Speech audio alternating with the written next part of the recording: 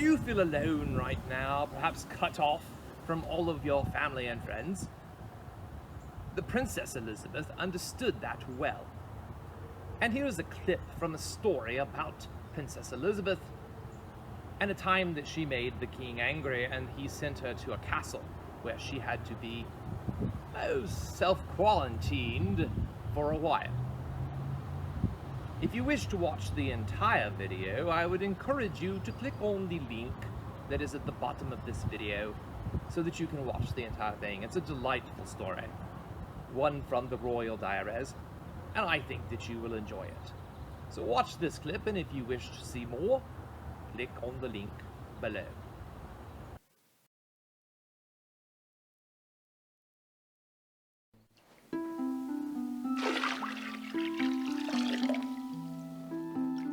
Why must I take another bath? I had one 3 weeks ago. Besides, no one sees me here. Oh, it's not so bad.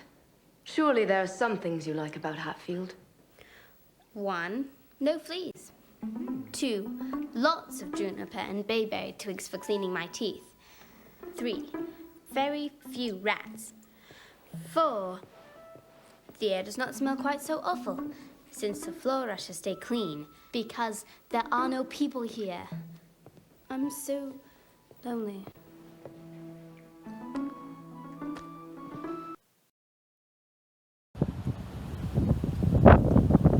You may have heard some wise man say that it is the greatest time to be an eagle.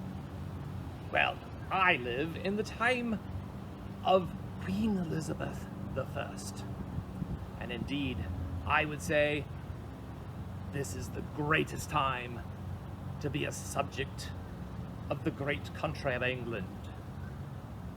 Now, Queen Elizabeth, she is indeed a strong and wise ruler. But how she became queen is another subject altogether. Because you see, she was the third of King Henry VIII's children. So how did she become queen? We will talk about that. And then we will talk more about Queen Elizabeth and her life. This lesson is all about the Elizabethan era. So, watch and listen carefully. So how did Queen Elizabeth become queen? Well, to tell you the story, we have to go back in time. King Henry VII, Henry Tudor, who took the throne away from King Richard III at the Battle of Bosworth, he had a son. His oldest son was named Arthur. I guess King Henry VII had visions of Camelot and returning England to the days of Camelot, so he named his son Arthur so that he could become King Arthur. Well, Prince Arthur was engaged to Catherine of Aragon, who is the daughter of Ferdinand and Isabella of Spain, the super Catholics over there in Spain who performed the Reconquista and reconquered Spain for Catholicism and for them. So she was quite the catch because Spain was the most powerful country in the world at this time. So Catherine and Arthur are married, but very, very shortly after they were married, I don't even think they made it through the first night, Arthur gets sick and he dies. Well, Henry's not about to let a prize catch like Catherine of Aragon go, even though her mother had already started planning who she was going to marry next. Henry decides that he has another son. Why not have Catherine get married to his second son, who eventually takes the title of King Henry VIII. So, King Henry VIII and Catherine of Aragon, the happy couple, search for a son. Because Henry wanted a son. Up until the time of Henry VIII, the only way that the throne could be passed from father was to go to a son. You had to have a son. If you had a daughter, then you could not pass the throne to your daughter. Now, Henry's going to change that rule, but if at first he really, really wanted a son, and Catherine, despite the fact that she had several pregnancies, many of which ended in miscarriages or children that died shortly after birth, the best she could do was a girl who they named Mary, and she eventually will become Queen Mary the First. We'll talk about her in a minute. So, you know what happens. We talked about this. Henry VIII decides he's going to ask the Pope for an annulment or for a divorce. The Pope, under pressure from Emperor Charles V, says, no, I'm not going to do that. So Henry says, fine, we're going to pull out of the church and we'll form our own church, the Church of England. I'll be the head of the Church of England, and I can do jolly well as I please. So he divorces Catherine, and off she goes. And eventually she dies, they say, of a broken heart. Anne Boleyn. And Anne Boleyn was somewhat younger than he was, and a very pretty girl. She had red hair, and her daughter inherits that red hair. And the best that Anne could do was a daughter who becomes eventually Elizabeth I. But there's Princess Elizabeth. So because she was not a princess to begin with, she was not the daughter of the most powerful monarchs in all of Europe, he couldn't divorce Anne. He'd already done that with Catherine. So he had to come up with a different reason, and he accuses Anne of not being faithful to him in marriage, and as an adulteress, she has her head cut off. Goodbye, Anne. Seymour, and according to Henry, Jane was the love of his life. He probably would have remained married to Jane the rest of her life. She provides him with the son that he so longed for, who eventually will become Edward VI. Unfortunately, during this time period, births were somewhat risky, and Jane, we don't know exactly what happened, but within a week after Edward is born, Jane dies.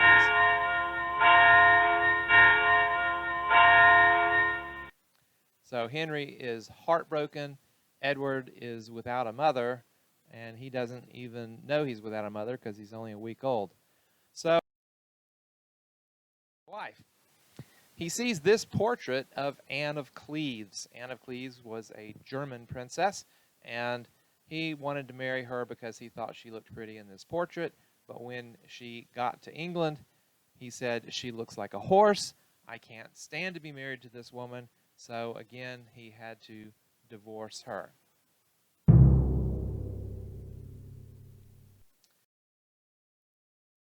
Older now and a little bit punchier, and he marries Catherine Howard, who is only 19. He figures she's young, she can provide me with another boy. I need another boy. I've only got one, and you always need an heir and a spare. So Catherine is married to Henry VIII, and probably she was not faithful to the marriage. There's some pretty good speculation that she was. We don't know about Anne Boleyn, but Catherine Howard really probably wasn't faithful, and so off went her head.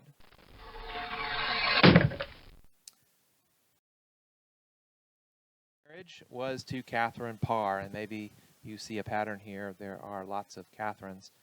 And Catherine Parr also cannot provide him with an heir, but before Henry can get rid of Catherine Parr,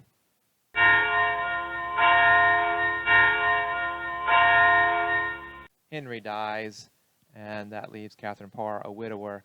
She does end up marrying again, and she does have a child with that man. She also was a great mother for Elizabeth and for Edward. She took care of them. Of course, when King Henry dies, Edward becomes king. Catherine Mary, the first daughter, is a lot older than Elizabeth and Edward. She didn't really need somebody to take care of her, but Elizabeth was very fond of Catherine Parr and always considered her to be her mother. With all of his children, you see little Prince Ed there to his left, and Elizabeth to his left also. This painting was made during the time of Queen Elizabeth, so she's depicted as queen, even though that's not what she would have looked like when Edward was that small.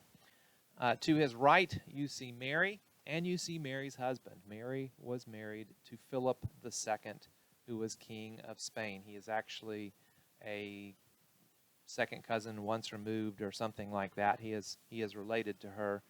He is the grandson or great-grandson, I can't remember which, of Ferdinand and Isabella. So he is actually a cousin of some sort, and she was married to him to make an alliance with Spain. Henry had set up the rules before he died. He wanted his line, the Tudor line, to continue. So the way he had set up the rules was that Edward would be first in line after he died. And then if Edward died without any children, then Mary would become queen. And if she died without any children, Elizabeth would become queen. Well, what's the likelihood that, that first Edward is going to die without any children, then Mary, who was already married to King Philip, that she would die without any children? Elizabeth, there's just no chance that she's going to become queen. Or is there? Edward VI becomes king on the death of his father, Henry VIII, and he is king for 6 years. Now, Edward was an extraordinary man. I hope you watched the video that was linked with the Political Reformation lecture. If you didn't, go back and look at that, or look on my website for the video about Edward VI. He was an extraordinary young man, and it's really a shame that he didn't live as long as he did live, or that he didn't live longer. He was only 15 years old when he died, and most people think that it was tuberculosis. In any case, it was some sort of respiratory disease for which they did not have any cures back in the times of when she lived, and so he dies at the age of 15. He had not married yet. He had not produced any children.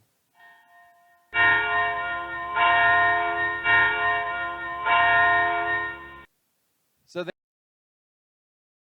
because there was some people in the court that did not want Mary to become queen next, and we'll talk about why in a minute, they proposed Lady Jane Grey. Now, Lady Jane Grey was actually related to the Tudor family. Her grandmother had been one of Henry VII's daughters, and so they said, Lady Jane Grey is Protestant. We need to keep the Church of England away from the Roman Catholic Church. Let's put up Lady Jane Grey as queen. And she was kind of forced to become queen. She had been sort of promised in marriage to Edward when they got to be old enough. They were about the same age. And so, she was going to be Edward's queen. Why not have her be queen? Well, that's just not the way the line of succession was set up.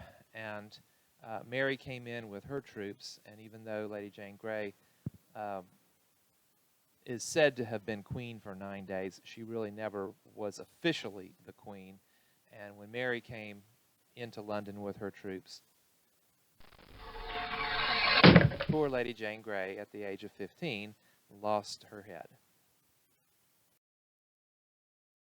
So then Mary takes the throne, and Mary, of course, is the granddaughter of Ferdinand and Isabella, the super Catholics over there in Spain. So even though England has now been a Protestant country for many, many years, Mary is determined that she is going to return England to the Roman Catholic Church, even if that means that she has to kill all the Protestants that she can find in order to do so. So she earns the nickname Bloody Mary because she kills as many Protestants as she can find, including one of my ancestors, who was a Protestant pastor.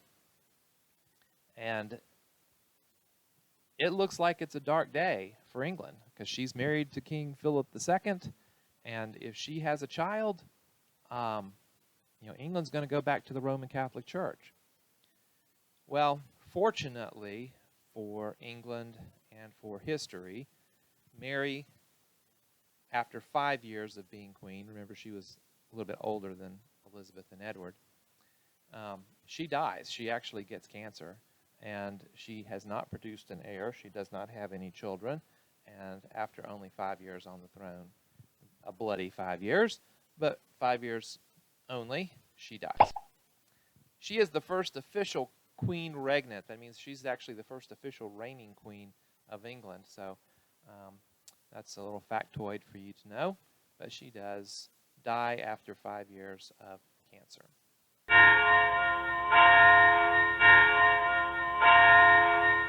So what was the likelihood that Edward would die without an heir, that Mary would die without an heir? It was pretty slim odds, and yet that's exactly what happened. And that leaves us with Henry's third child,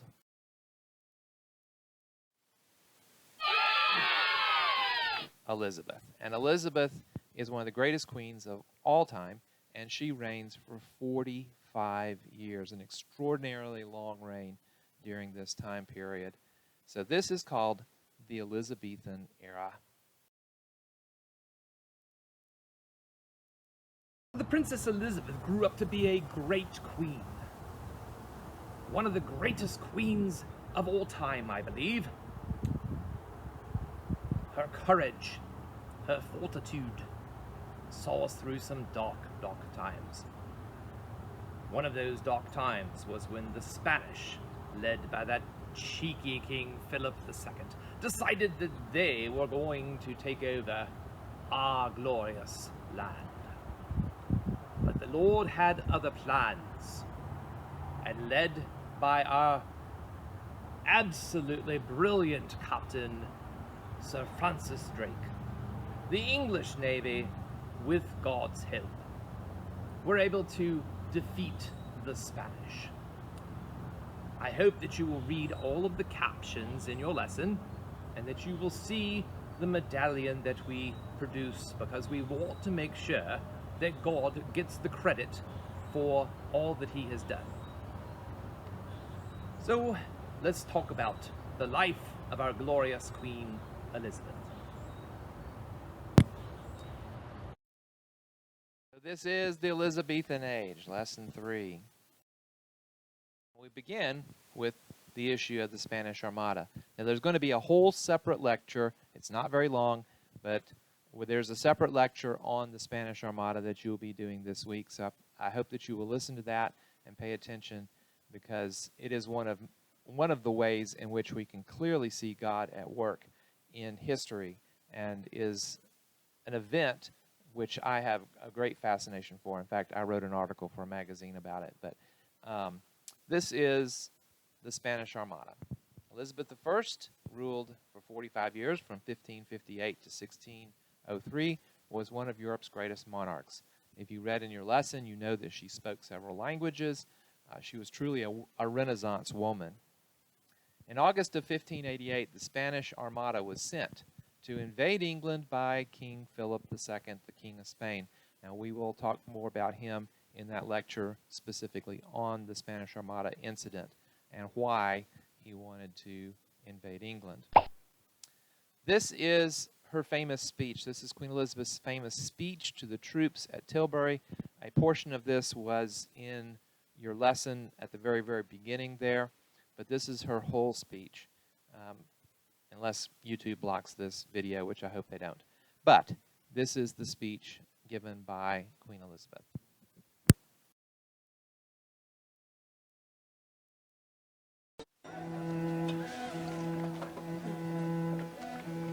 My loving people, I have always so conducted myself that under God, my strength and safety lies in the loyal hearts and goodwill of my subjects. So I come amongst you at this time, not for my recreation, but being resolved in the midst and heat of battle to live or die amongst you all, to lay down for my God and for my kingdom and my people, my honor and my blood, even in the dust. I know. I have the body of a weak and feeble woman. But I have the heart and stomach of a king. And a king of England, too. And I think foul scorn that Spain or any prince of Europe should dare to invade the borders of my realm. To which, rather than face that dishonor, I will myself take up arms beside you. I will be your general and your rewarder for your virtues in the field. We know that you already deserve rewards and crowns, and we do assure you, in the word of a prince, they shall be paid to you. And take heed, too, of my lieutenant general. For no prince ever commanded a more worthy or noble subject as he. By your obedience to him, by your valor in battle, we shall yet win a famous victory over these enemies of God, on my kingdom, and on my people!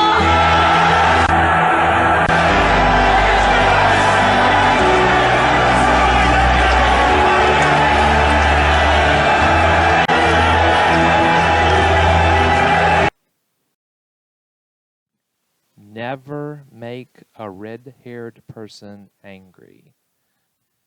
They have a fiery temper, generally speaking. So you saw Elizabeth there, and she gave that rousing speech. It's one of the more famous speeches in English history. So led by Sir Francis Drake, the English ships broke up the Armada's formation in the English Channel. But it was not Sir Francis Drake alone who won this battle, because the people, you see, were praying on the shore, the cliffs of Dover there, the cliffs overlooking the English Channel. The people gathered on those cliffs and prayed. And as they prayed, a furious storm came up. The wind had been blowing from the south, and suddenly it was blowing from the north, and the Spanish ships were just thrown into disarray. And before they could turn around and get back to Spain, this storm had sunk in most of the Spanish Armada. So remember, who controls the weather? We talked about that at the very beginning of the year. We said from the book of Job that, scientists call it the water cycle, but it really should be the God cycle, because God draws up the mist, he condenses it into the clouds, he pours it down in rain. God controls the weather, and these people were praying. And as a direct result of their prayers and a direct answer to their prayers, God sent this storm to destroy the pride of Spain. And as a result, they issued this coin, and you'll see there at the very top. What is that at the very top?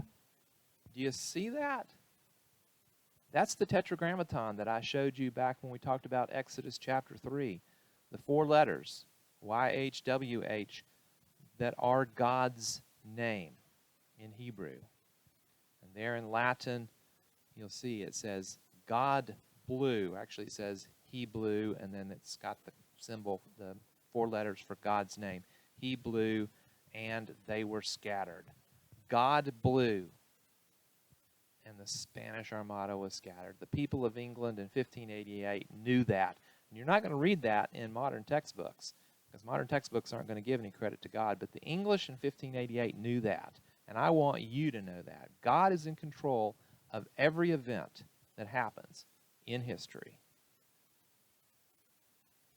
And he is the one who helped the English win this battle.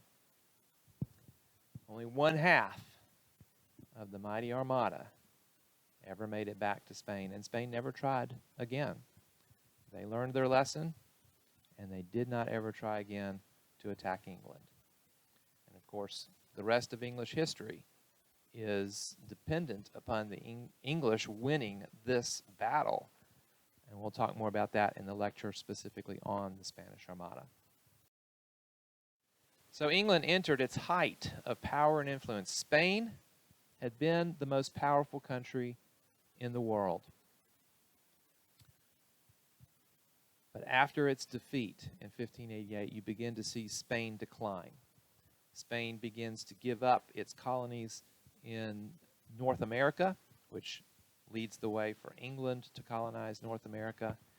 And the English Navy becomes the most powerful navy in the world. England becomes the mightiest country in the world as a result of the defeat of the Spanish Armada. So Elizabeth's London. London, England, is the capital of England. London is England's capital. And during the 1500s, it grew and grew and grew. It became one of Europe's largest cities during the latter half of the 1500s, during the time of Queen Elizabeth. And Elizabeth's London was a very busy, a very crowded place. It had very narrow streets. It was kind of built on that old medieval model that we looked at when we talked about medieval Europe. The streets were somewhat. And so the quickest way to go through the city was to ride on a boat on the Thames River. Now, the bad part about that was that people often dumped their trash into the river. They would go out onto the bridge that was over the Thames River, and they would dump their trash, and it would wash out to sea. So you had to kind of watch out and make sure that you weren't hit by some of the falling garbage as you went under the bridges that went over the Thames River. And you can see how London's population grew dramatically. In 1500, there are 50,000 people living in London, and by 1600, there's 200,000 people living in London. Now, I'm not a mathematician, but I think that means that the population grew 4 times in size during the years between 1500 and 1600. Right there, and it's kind of now in the center of the picture. You'll see that there's buildings on that bridge. They built it this way, but this is the way they built it. I guess land was expensive, and they needed to make use of every space. They actually built these buildings on the bridge. Now, there's kind of like a tunnel through each of those buildings so that you can cross the bridge, but people lived and worked there on the bridge. It was something else. It does not exist anymore. You know the old song, London Bridge is falling down, falling down, falling down. Well, no wonder it was falling down. It had all these buildings on it. But it is over the Thames River today. This is the famous Tower Bridge. It's close to the Houses of Parliament, and it is a drawbridge. The center part right there goes up so that taller ships can pass through. William Shakespeare lived during this time period. He was the greatest Elizabethan writer. There's another separate lecture on William Shakespeare in this series this week, and so I hope that you will listen to that entire lecture and learn more about William Shakespeare. You're reading in literature class. You're reading one of his plays, Julius Caesar, and so let's learn a little bit more about this writer who lived during the time of Queen Elizabeth I. He wrote both poetry and plays, and his plays were performed at a theater called the Globe Theater. You need to know the name of his theater for the test. This is a portrait of William Shakespeare, and you can notice that he's somewhat of a rogue. He's wearing an earring in his left ear there, and not every man during this time period would have been wearing an earring in their left ear. So he's somewhat of a character, this William Shakespeare. This is a drawing of the Globe Theater, and like I said, make sure you know the name of the theater for the test. And it was theater kind of in a round shape there, and the stage is that part that has the roof that juts. There's another cross-section of it, and so you can see the stage, and you can see some of the backstage where they would have dressing rooms and whatnot. And that's where he performed his plays, was there on the stage. People could buy seats in the 3 levels that you can see there in the cross-section, or you could buy tickets and be what's called a groundling. You could stand there on the ground. You had to stand for the whole play. You didn't get a seat like the people who bought the tickets for the box seats up there. But you could buy a cheap ticket and stand down there in that part where all those people are standing around. So here is a reconstruction. This is not the original Globe Theater. The original Globe Theater burned to the ground, but it was rebuilt, and this is a reconstruction of the Globe Theater. You can see some people are standing there on the ground, and some people are in the 3 different levels of seating. So some factoids about Shakespeare and the Globe Theater. The Globe could hold 3,000 people, and most of the people stood on the ground. They were called groundlings, and the tickets were a lot cheaper to stand on the ground. Obviously, you didn't get a place to sit. But people came from all over to see his plays. And one of the reasons they came to see it is because Queen Elizabeth loved the plays of Shakespeare, and she would come. She had a special seat that she would sit in when she came to the plays. And because the Queen was there, everybody wanted to go to see the plays, because if the Queen thought it was a good play, then everybody wanted to go see it. So she used her influence to help Shakespeare.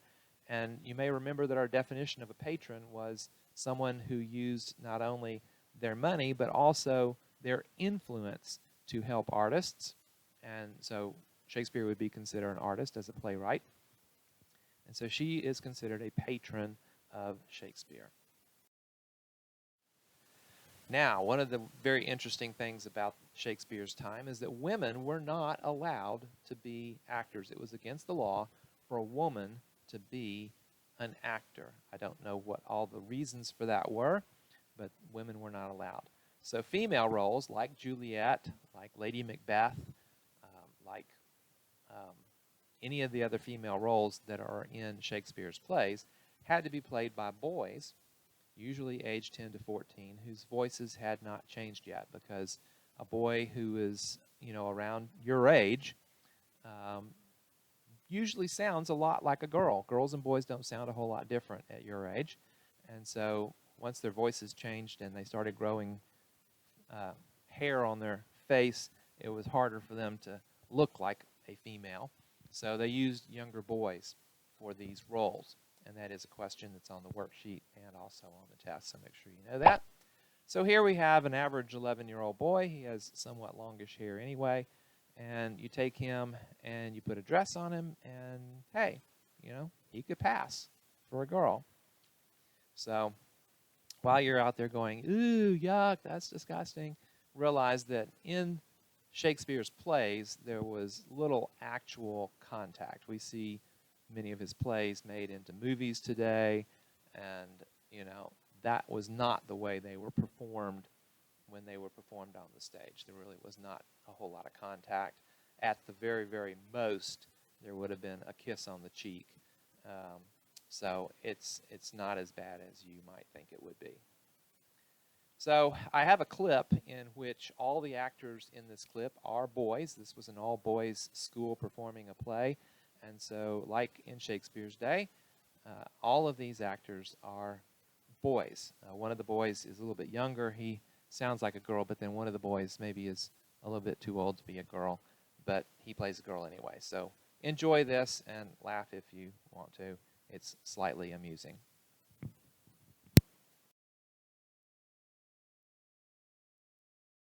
Joe. Now appears the object of my apprentice heart. Thou bringst the header of other clear farewell. Souls and bodies descended for a time, a span of time to be joined again without all separation in a confirmed unity forever. Such will our next embraces be for life. And then to take the wreck of our division, will sweeten the remembrance of past dangers, will fasten love in perpetuity, will force our sleeps to steal upon our stories. These days must come and shall, without cloud or night of fear or envy. To your charge, Tralcatia, our good uncle, and the comfort of my Spinelli's sister Pakistan, I do entrust this treasure. I dare promise my husbanding that trust with truth and care. My sister shall to me stand an example of pouring free devotions for your sake. Gentle Castana, thou art a branch of goodness grown on the self-same stock with my Spinelli. But why, my dear, hast thou locked up thy speech in so much silent silence? Oh, departing be like one private whisper must be sighed. Uncle, the best of peace enrich your family. I take my leave. Blessings and health preserve. Nay, And naked Sally, you may hear our counsels. While you are designed your sister's husband, give me that handspin. You did promise to send me from you with more cheerful looks, without grudge or tear.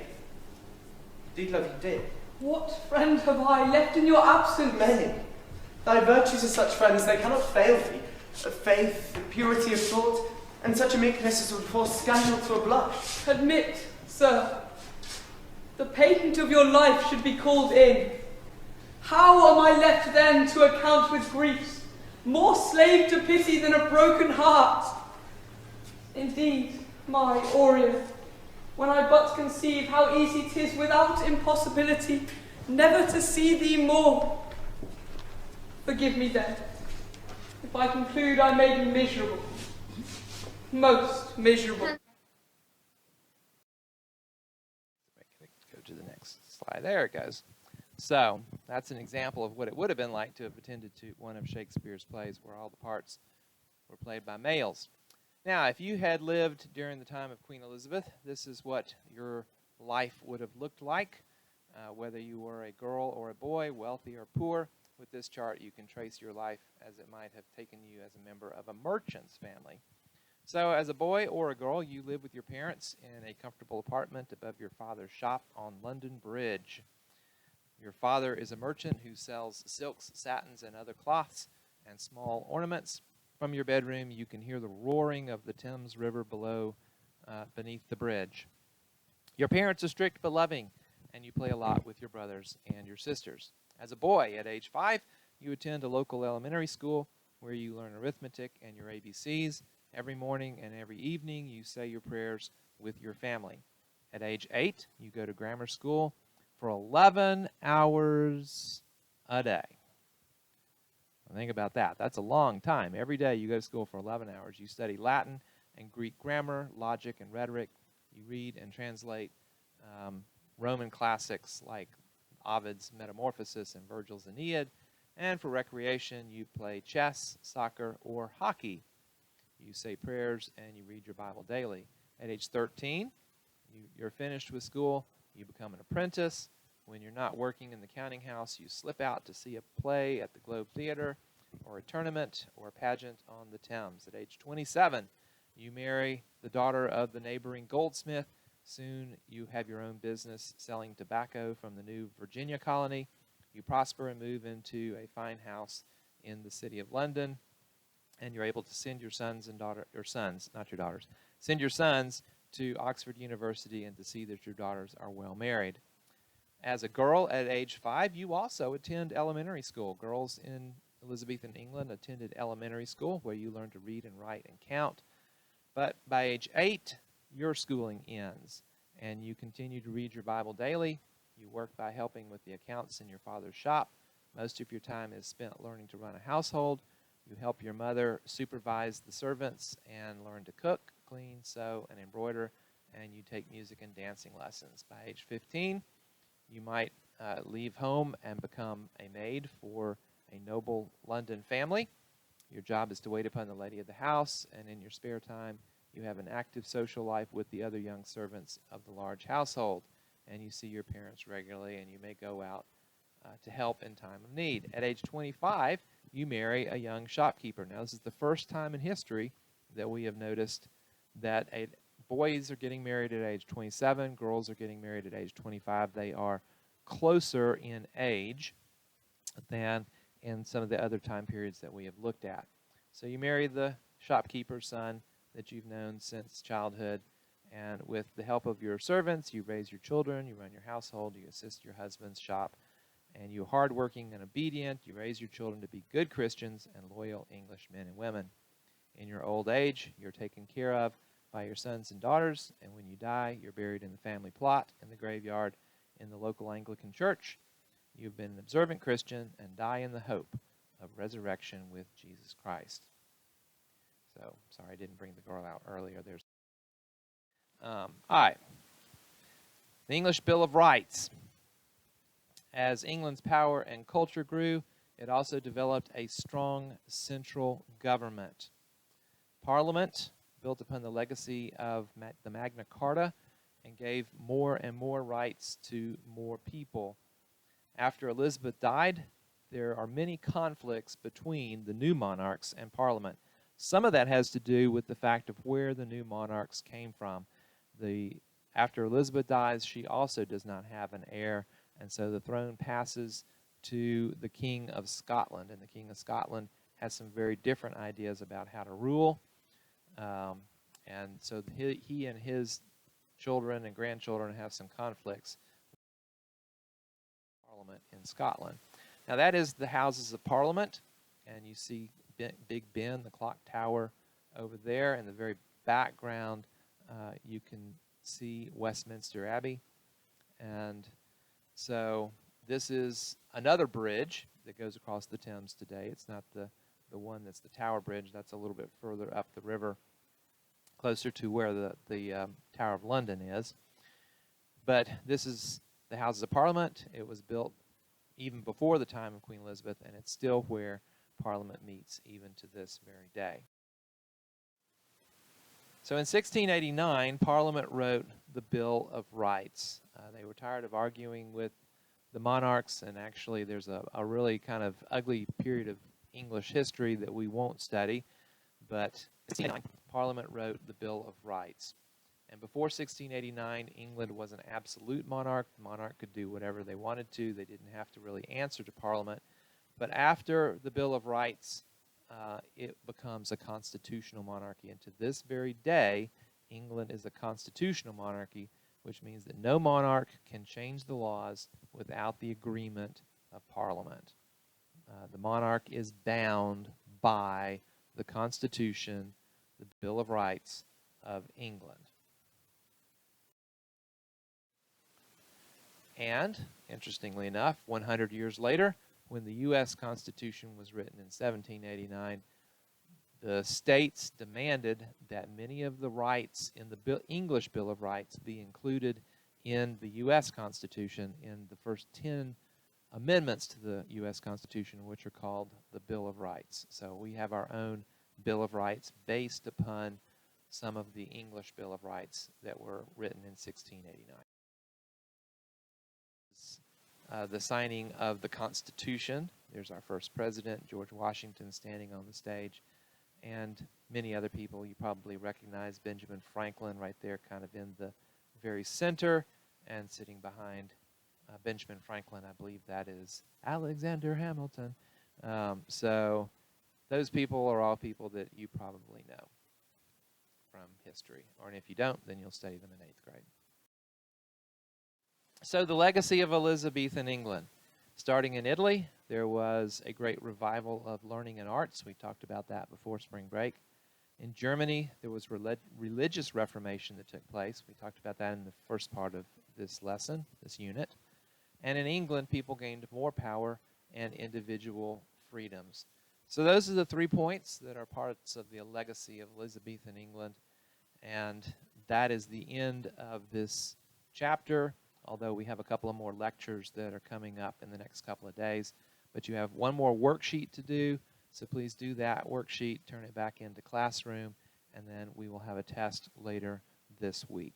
So God bless you, and study hard for the test, do the Kahoot, study all this material, and we'll take the test on Thursday.